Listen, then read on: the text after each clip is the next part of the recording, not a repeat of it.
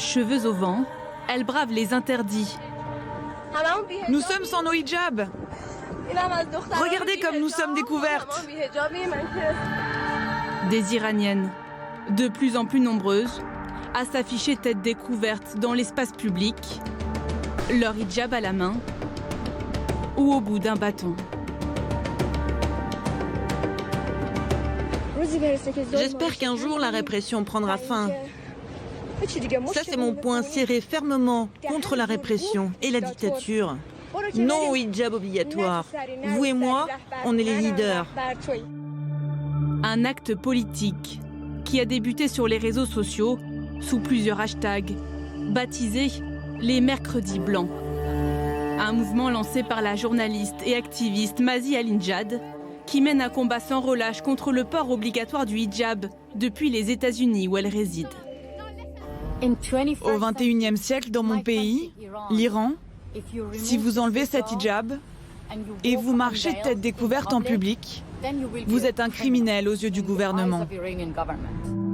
Un geste puni par les mollahs, car le voile est obligatoire en Iran depuis la révolution islamique de 1979.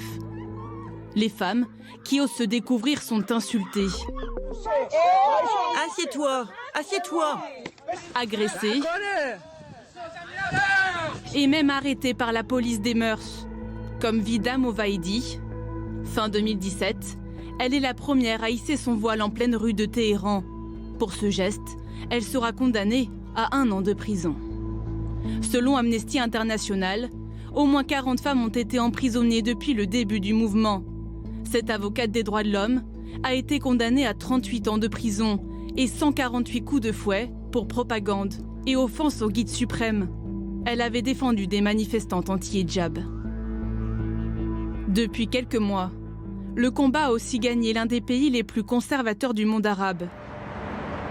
En Arabie Saoudite, quelques femmes ont décidé de sortir sans abaya, cette longue robe noire qui les couvre de la tête aux pieds, tenue correcte exigée en société.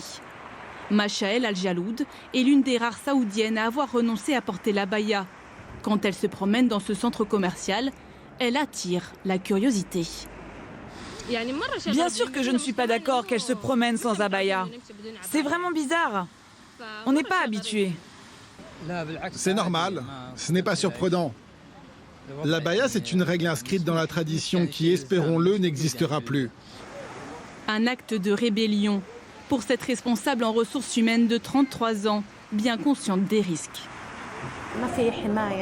Le but est de vivre une vie normale. Il n'y a pas de loi claire, pas de protection.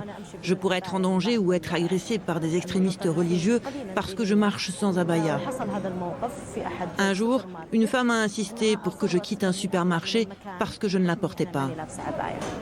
Des revendications déjà entendues par le prince héritier Mohammed bin Salman, réputé réformateur, qui a affirmé que l'abaya ne devait pas être obligatoire.